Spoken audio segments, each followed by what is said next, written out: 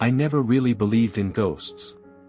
Sure, I loved horror movies, creepy YouTube videos, all that stuff, but deep down, I figured it was all just exaggerated bullshit. Stories people told to scare themselves. Kyle, though. He was different. He wanted to believe in that kind of thing. Always talking about urban legends, haunted places, weird stories from his family. He even kept a notebook full of paranormal investigations, which, in reality, was just him and me sneaking into abandoned buildings and freaking each other out. But this was different. "This house is haunted, dude," Kyle told me one afternoon, flipping through an old book he had pulled from a box in his basement. "My grandma swore something lived here. She wouldn't even stay in the house alone after Grandpa died. She used to hear footsteps, shit moving in the middle of the night." I smirked. "Yeah. Maybe she just had rats." Kyle didn't laugh. He turned the book toward me. The pages were filled with handwritten Latin phrases, the ink faded and smudged with age. Some of the pages had weird little symbols in the margins, drawings that reminded me of those creepy medieval demon sketches. "She found this in the attic," he continued. "Never told anyone where it came from. But she said whatever was in the house wasn't a person. It was something else." I snorted. "And yet, she lived there until she died." "She didn't want to," Kyle muttered. "She begged my mom to never sell it. Said it belonged to someone else now." That part stuck with me. But I wasn't going to admit I was even a little freaked out. So when Kyle suggested we go there that weekend, I agreed. Not just to prove him wrong, but to mess with him a little. See if I could get him to scare himself. After all, it was just an empty house. Right? The house sat at the very edge of town, on a long, winding road barely lit by the weak glow of street lamps. By the time we got there, the sun had already dipped below the horizon, leaving the sky an eerie mix of deep blue and orange. I had seen the place before, but standing in front of it now, in the cold evening air, I felt something unsettling crawl up my spine. It was a two-story farmhouse, once white but now a dirty, peeling gray. The front porch sagged in places, the wooden planks warped from years of neglect. An old metal wind chime hung from a hook near the door, motionless despite the biting winter breeze. The windows, dark and empty, reminded me of watching eyes. The whole place looked wrong. Kyle grinned, pulling his phone from his jacket. "All right, let's piss off a ghost." I rolled my eyes, but followed him up the creaking steps. The air smelled different here, stale, like dust and something rotten, though I couldn't place what. A single, dead tree stood in the yard, its twisted branches reaching toward the sky like bony fingers.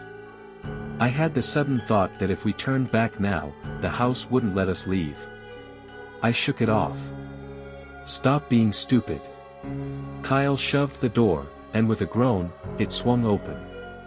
Inside, it was even darker than I expected. Our flashlights cast long, flickering beams across the dusty floor, the peeling wallpaper, the antique furniture covered in old sheets. It was like stepping into another time. The living room was filled with relics of the past, faded photographs in wooden frames, a fireplace lined with old ceramic figurines, a rocking chair that faced the window as if someone had been sitting there, watching the road. A heavy wooden cabinet stood against the far wall, its glass doors revealing shelves lined with porcelain dolls. Their blank eyes reflected the flashlight beams, making them look disturbingly lifelike. Kyle nudged me. "Told you. Creepy as hell." I forced a chuckle. It's just an old house. But I couldn't shake the feeling that something had been left behind. Something that knew we were here. That didn't stop us from being idiots. We dumped our backpacks onto the floor and started our experiment. First, we trashed the place. Kyle knocked over an old end table, sending a dusty lamp crashing to the floor. I grabbed one of the porcelain dolls and tossed it onto the couch like a football. We flipped over cushions, kicked the sheets off the furniture, pulled old books from the shelves and scattered them across the rug. Kyle even grabbed one of the framed photos from the wall, it was of an elderly couple, probably his grandparents, and threw it onto the floor, shattering the glass. "Come on, old man," he called into the empty house. "You still here? Show us." I laughed, but there was something off about the air now. It felt thicker. Like the house was waiting. Then Kyle did something even dumber. He pulled out the book. Flipping through the pages, he ran a finger down the old Latin text before grinning at me. "Let's try some summoning shit." I shifted uncomfortably. "You don't even know what that says." "Exactly," he said, and started reading. The words didn't sound right. The way they echoed in the still house made my stomach twist. I didn't understand any of it, but my body reacted like it did. And then, thud. We both froze. The sound had come from the next room. Not a creak. Not the house settling. Something deliberate. Kyle lowered the book.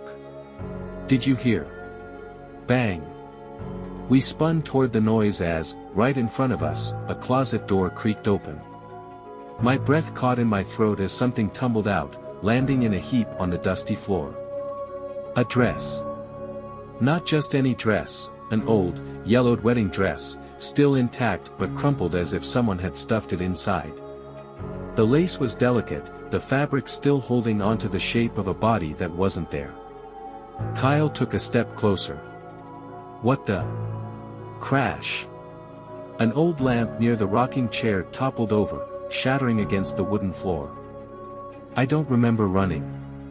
I just remember the feeling, like something was right behind us, inches away, reaching out. We hit the front yard, panting, the cold air biting our faces. Then, from inside. Bang. Bang. Bang. The sounds of furniture being thrown. Heavy, violent movement. Kyle yanked out his phone, turned on the camera.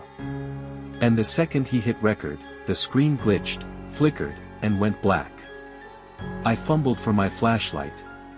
Dead. The house loomed behind us, silent now. Kyle met my eyes. And despite the fear in them, despite what we just saw, he grinned. "We should go back in." I should have said no. I should have told him we needed to leave. But I didn't. And that was our biggest mistake, that we stood in the freezing night, breath clouding in the air, staring at the dark, silent house. My heart pounded so hard I could feel it in my fingertips. My legs screamed at me to run. But Kyle. He had that look in his eye, the one that meant we were about to do something even dumber. "Come on," he whispered, gripping my sleeve. "We can't leave yet." I swallowed. "Did you not see?" "I saw. That's why we have to go back." I shook my head. "Dude, no. No way. Something," I gestured wildly at the house. "Something in there is real. That's why we have to finish," Kyle insisted. "What if this is the most legit paranormal proof ever? We already pissed it off. If we just leave, we won't know what happens next." That was his logic. Like this was some kind of game, like we hadn't just seen objects move by themselves. I should have fought harder. But there was something about Kyle, he always made everything seem possible. And deep down, I think I was scared of what would happen if we left. Because whatever was inside that house, it felt unfinished. So, like an idiot, I followed him back inside. The second we stepped over the threshold, the air changed. It was colder. The kind of cold that sinks into your bones, different from the outside air. The wind had been sharp out there, but in here, it was still. Stagnant. Kyle pulled out his flashlight. It flickered violently before settling into a dim, sickly glow. I swallowed hard. The living room was exactly as we left it, except for the wedding dress. It was gone. Not crumpled on the floor anymore. Not in the closet. Just gone. Kyle exhaled sharply. Okay, that's weird. I turned, scanning the room, my skin crawling with the feeling that someone was watching. The air smelled faintly of something old, something musty, and wrong. Then Kyle did the second dumbest thing of the night. Hey, asshole, he called into the empty house. You mad? Huh? You mad we messed up your place? I grabbed his arm. Kyle, stop. He yanked away. We have to push it. That's how we get a reaction. I didn't like the way he said it. Then he knocked over another picture frame, sending it clattering onto the fireplace mantel. Come on, you coward. Show us you're real. The air shifted. Not like wind. Not like movement. Like something listening. Kyle grinned at me. See? Nothing. Thump. A single, heavy footstep. From the next room. We froze. The floor creaked again. Not just random sounds. Not the house settling. Someone was walking. Kyle's face went pale. His breathing shallowed, but he didn't move. I slowly raised my flashlight toward the doorway leading to the hall. Pitch black. The sound came again, heavy, deliberate steps. Not fast, not aggressive. But coming closer. The breath left my lungs. Kyle. Then the door to the next room opened. On its own. No wind. No pressure. It just swung open. The hallway beyond was even darker, but something about it felt full. Like the space itself was occupied by something I couldn't see. Kyle's flashlight started flickering again. My fingers went numb around mine. Then, from the dark. Another step. I snapped. I grabbed Kyle's sleeve, pulling him back toward the front door. Nope. We're done. We're leaving. But as we moved, something happened. The curtain in the next room fell, not just slipped or dropped, but ripped away from the rod, like someone yanked it with force.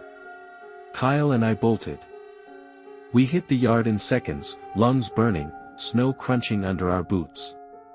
We didn't stop until we were nearly at the road. We turned back, panting. The house sat there, silent. But I swore I could still feel it. Kyle turned on his camera again. Dead. My flashlight. Dead. Even our phones had stopped working. And as we stood there, shaken, the wind picked up. The storm was coming. The temperature had dropped fast, and the thought of walking miles back to town in a blizzard wasn't exactly appealing. Then Kyle, still gasping for breath, looked at me. Dude, we have to go back. I blinked. Are you insane? He pointed at the house. Think about it. What if we clean up? What if we set things right and spend the night? See if it calms down. I stared at him. Then I looked at the sky. Thick, dark clouds were rolling in fast. The wind had shifted, carrying the bitter sting of oncoming snow. I hated the idea. Every instinct told me to run. But the storm was coming. And something about leaving the house like this, after everything we did. I felt like if we left now, it wouldn't be over. Kyle saw my hesitation and pressed. One night. We fix everything. We record audio, get proof. And if anything happens again, we're out. I promise. I exhaled shakily. And I nodded. We were staying. And by morning, we'd regret it. The wind howled as we stepped back inside, slamming the door shut behind us. Snow was already beginning to fall, thick and fast, swallowing the world outside. We weren't leaving now, even if we wanted to. The house had changed. Not physically. Everything was still where we left it, but the feeling was different. Heavier. Like the house knew we had come back. like it was waiting. Kyle clapped his hands together, breaking the silence. All right. We clean up, we make peace, and then we set up the recorder. I swallowed. The thought of staying the night made my skin crawl, but I tried to focus on something tangible, action. Fixing what we had disturbed. We started picking up the mess. Kyle set the knocked-over lamp back on the table. I carefully lifted the picture frames we had thrown earlier, placing them back on the mantel one by one. As I did, I caught a glimpse of the people in the photos. Most were old, faded. Black and white portraits of serious-looking people in stiff clothes. But then I saw one of a woman, a younger version of my grandmother. She was smiling slightly, standing in front of the very chair where Kyle had knocked over the lamp.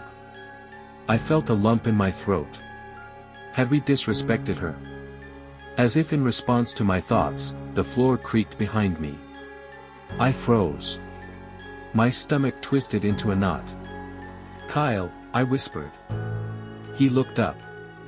"What?" I turned slowly. The chair, the one where I had just put the lamp back, was now slightly pulled away from the table. Not much. Just a few inches. But enough. Kyle let out a slow breath. "Okay, maybe let's speed this up." We finished tidying, placing everything back the way we found it. The wedding dress was still missing, but we didn't dare search for it. Then, we set up the voice recorder. Kyle placed it on the coffee table in the living room, right in the center. He pressed record.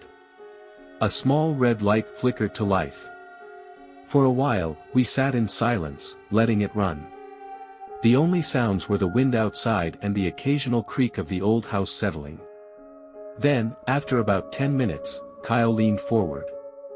"Is anyone here with us?" My breath hitched. Silence. "Did we upset you?" he asked carefully. A long pause. Then. Tap. A single, soft tap on the wooden floor. Kyle's eyes widened. He looked at me. "Did you?" I shook my head violently. "That wasn't me." He swallowed and turned back to the recorder. "Was this your home?" "Nothing." We waited. Then, somewhere in the house, a door creaked open. This time, we both heard it clearly. It wasn't random. It wasn't the wind. It was deliberate. Kyle grabbed his flashlight, clicking it on. That sounded like the hallway. I didn't want to move. Every part of me screamed to stay put, but Kyle was already standing. "Dude, we have to check." I clenched my fists and forced myself to my feet. We stepped into the hallway, the floor groaning under our weight. The door to the next room, Grandma's old bedroom, was slightly ajar. It had been closed before. Kyle looked at me, his face barely hiding his excitement. He pushed the door open. The room was dark, except for the weak glow of our flashlights. It was mostly empty, except for a few old pieces of furniture, a dresser, a rocking chair, a bed covered in an old quilt. Nothing seemed out of place. But something felt wrong. Kyle took a step forward, then stopped abruptly. His breathing hitched. I followed his gaze. There, on the bed, was the wedding dress. It was laid out carefully, neatly. As if someone had placed it there. The sight of it made my stomach turn. Kyle didn't speak. He just pulled out his camera and took a picture. And that's when the curtain fell. Ripped from the rod. We jumped back, my flashlight shaking in my grip. The curtain pooled on the floor in a heap of heavy fabric. We waited, breathless. No movement. No sound. Just silence. Finally, Kyle whispered, "I think we should go back to the living room." I nodded quickly, not wanting to stay in this room a second longer. We backed out carefully, shutting the bedroom door behind us. We returned to the couch, sitting stiffly, listening to the storm rage outside. Kyle checked his camera. It was dead. just like before. But the voice recorder's light was still on. Still recording. Kyle exhaled. I guess we're staying the night. Neither of us slept well. We lay in the old beds in the next room, staring at the ceiling, listening to every creak, every shift of the house. The wind outside had picked up, rattling against the windows, making it feel like we were trapped in here with whatever was in this house. And then, at some point, I must have drifted off. Because the next thing I remember was waking up to the sound of choking. And when I turned my head, I saw Kyle. Face twisted, gasping for air, his body jerking violently. His hands clawed at his throat, his eyes rolling back. His mouth opened in a strangled, silent scream. Something was choking him. But there was nothing there. My blood ran cold. I scrambled out of bed, grabbing his shoulders, shaking him desperately. Kyle. Kyle. His skin was blue. His body convulsed. Then suddenly, he gasped, sucking in a massive breath, coughing violently. I turned on the bedside lamp. His face was drenched in sweat, his chest rising and falling rapidly. He looked at me, eyes wide with terror. I couldn't, he wheezed. It was. And then, from the hallway. The floor creaked. Something was coming. We grabbed our bags, our gear, everything. We ran. Through the hallway, through the living room, past the wedding dress still lying on the bed. We hit the door, yanked it open, and ran into the snow without looking back. The storm didn't matter. The cold didn't matter. We never went back. And when we listened to the recorder later, we heard something. Right after Kyle had asked, "Is anyone here with us?" There was a faint, barely audible whisper. One word. Yes. That's part 3. Full of chilling details and escalating tension. Let me know if you're ready for the next part. Very good, keep that details, send next part. ChatGPT. Part 4, The Aftermath. We didn't stop running until we were halfway down the snow-covered road leading away from the house. The wind bit at my face, burning my skin, but I barely felt it. My heart was hammering so hard I thought I might pass out. Kyle stumbled beside me, still gasping for breath, his hands shaking violently. His face was pale, his lips slightly blue, not just from the cold, but from whatever had just happened to him. We reached Kyle's car, parked a few hundred feet away near the tree line. It was covered in snow, the windshield already frosted over. Kyle fumbled for the keys in his pocket, his hands too unsteady to get a proper grip. "Dude, hurry up," I snapped, looking over my shoulder. The house sat in the distance, barely visible through the thickening snowstorm. The windows were dark, the front door still ajar from when we bolted. The sight of it made my stomach turn. Kyle dropped the keys in the snow. "Jesus Christ," he muttered, bending down with stiff fingers to scoop them up. I reached over, yanking them from his grasp. "I'll drive." We threw our gear into the back seat, not even bothering to check if anything had been left behind. The second I started the engine, the car's headlights flickered to life, illuminating the house in the rearview mirror. Kyle sat rigid in the passenger seat, his breathing still uneven. I put the car in reverse.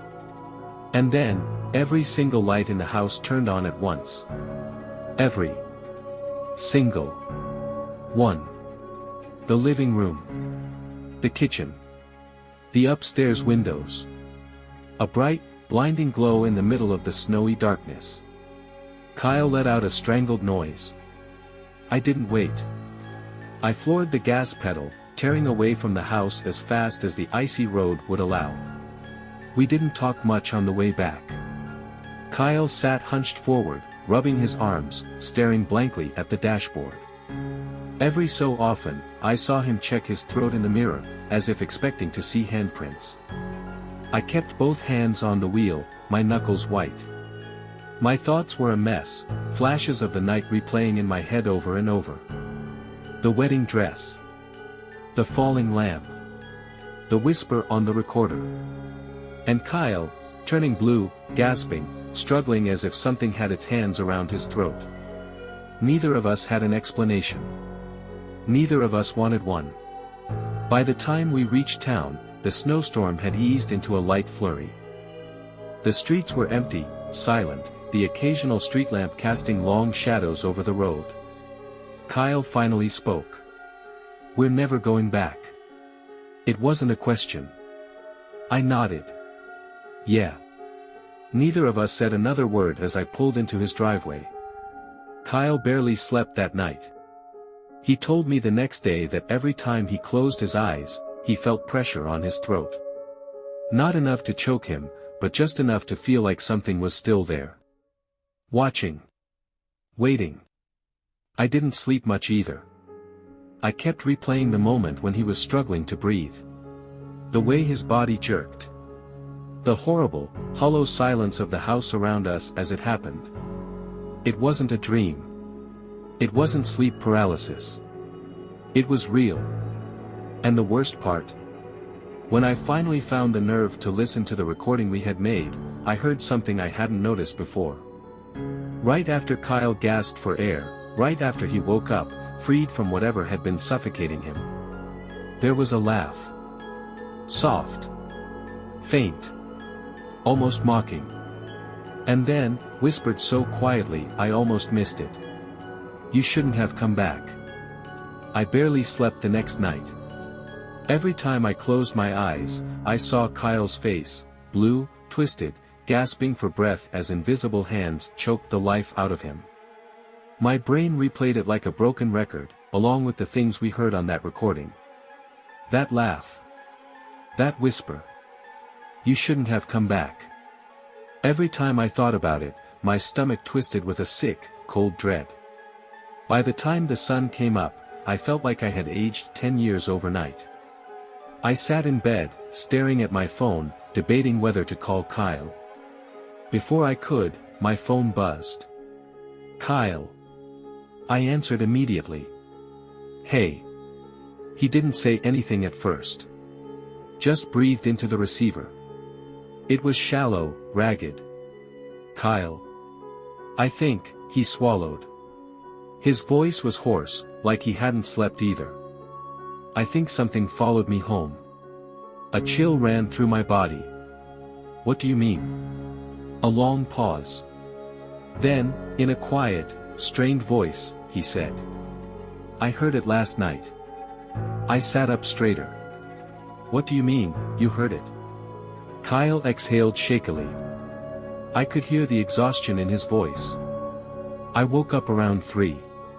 Just, laying there, staring at the ceiling. And then, I heard something in my room. My breath caught in my throat." Kyle continued, his voice dropping lower. "It was breathing. I felt a horrible, creeping sensation crawl up my spine." He sounded so certain. So serious. I didn't interrupt. I just let him keep talking. It wasn't loud, but it was close. Right next to my bed. I could feel it. Just this slow, raspy, breathing. He paused. I thought maybe I was imagining it, so I reached for my phone to check the time. But when I turned on the screen, he stopped abruptly. A deep, shaky breath. "Dude, I saw something." I gripped the phone tighter. "What?" Kyle's voice was barely above a whisper. There was a reflection in my phone screen. Right behind me. I felt sick. "Jesus Christ," I muttered. "What did you do?" "I freaked the hell out," he admitted. I turned on my lamp immediately, and nothing. The room was empty. But I know what I saw, man. It was a shape. A dark shape, standing right behind me. I ran a hand over my face, trying to process everything. Kyle was one of the most skeptical people I knew. He wasn't the type to get scared easily. But now, he sounded shaken. "You think it's from the house?" I asked. A pause. Then. Yeah. I do. The worst part was, I was starting to think the same thing. That day, neither of us left our houses. We barely texted. Neither of us knew what to say. That night, I was scared to sleep. I kept every light on in my room. Kept my phone in my hand. For hours, I just lay there, staring at the ceiling, listening. Every creak of the house made me flinch. Every shift of the shadows made my heart race. At some point, I must have dozed off. But then, I woke up. And I wasn't alone. At first, I didn't move. I wasn't even sure what had pulled me from sleep. Then I realized, my room was freezing. Not just cold. Freezing. My breath came out in a soft cloud, visible in the dim light. My stomach clenched. That wasn't normal. Then I heard it. A quiet, raspy breath. Right next to me. I stopped breathing. The sound was so close. So impossibly close. Like something was crouched beside my bed. My entire body locked up. I didn't dare move. I wanted to turn my head. Wanted to see what was there. But I was too afraid. The breathing continued. Slow. Measured. Like it knew I was awake. Like it was waiting. Every instinct in my body screamed at me to turn on the light. But I was too terrified to move. And then, a shadow shifted in the corner of my vision. I swear to God, I saw it. A dark mass at the edge of my bed. Standing. Watching. I lunged for my lamp and slammed the switch. Light flooded the room. Nothing. The air was still ice cold. My heart pounded so hard I thought it would explode. I sat there for what felt like hours, my whole body trembling. But I didn't hear the breathing again. And eventually, slowly, the room began to warm up. I stayed awake until the sun came up. And the second it did, I grabbed my phone and called Kyle. He answered immediately. Dude. His voice was hoarse. I think it followed me too, I said. Silence. Then, Kyle said something that made my stomach drop. We need to listen to the rest of that recording. Kyle came over as soon as the sun was up. Neither of us had slept. We both looked like complete shit, dark circles under our eyes, faces pale, hands still shaking from whatever had happened last night. He stepped inside my house, his shoulders tense, his eyes darting toward every shadow like he expected something to be there. I locked the door behind him, even though I knew that wouldn't do shit if whatever was following us wanted to get in. We sat in my room, the voice recorder between us. It sat there, untouched since the night we fled the house. Neither of us wanted to press play. Kyle ran a hand through his hair. Dude, I don't want to hear it. We have to, I said, even though I felt the same way. He exhaled sharply, then nodded. Okay. Let's do it. My hands felt clammy as I picked up the recorder. I rewound the tape to the moment we set it up in the old house, right before we went to bed. And then, with a deep breath, I pressed play. At first, it was just us. The sound of us settling into the creaky old beds, adjusting our blankets, cracking jokes in low voices. Then silence. A long stretch of nothing but static and the occasional shuffle as we shifted in our sleep. Then, at 2:43 a.m., the first noise. A soft creak. Not from us. Kyle and I looked at each other, our stomachs twisting. The sound repeated, louder this time. Like footsteps. Slow. Deliberate. Pacing in the next room. The same shit we had heard that night. I felt bile rise in my throat. Kyle clenched his fists. Fast forward. I did. Skipping through more silence, more footsteps. Then. 2:59 a.m. A deep exhale. Right next to the recorder. Kyle's breath hitched. Holy shit. We weren't even in the room at that point. We were asleep. But something else was there. Breathing. Right into the recorder. My hand shook as I skipped forward again. 3:12 a.m. This was the part where we woke up. Where Kyle started choking. The recorder caught everything. The sudden gasp. The violent thrashing. My panicked voice as I shook Kyle awake. But there was something else underneath it all. Something neither of us had noticed at the time. A whisper. Soft. Garbled. Right before Kyle woke up gasping for air. I rewound it, turned up the volume. Kyle and I leaned in, our breath held. The whisper came again, clear as day this time. Right before Kyle woke up, it had said. Stop struggling. I dropped the recorder like it burned me. Kyle shot up from his seat. Dude. What the fuck? We stared at the device like it was about to come alive. The realization hit me like a truck. It wasn't random. Kyle hadn't just choked on his own. Something was doing it on purpose. Holding him down. Suffocating him. And whispering in his ear while it did it. I felt sick. My skin was covered in goosebumps. I could see Kyle's hands shaking as he ran them over his face. That thing was right fucking next to us, he muttered.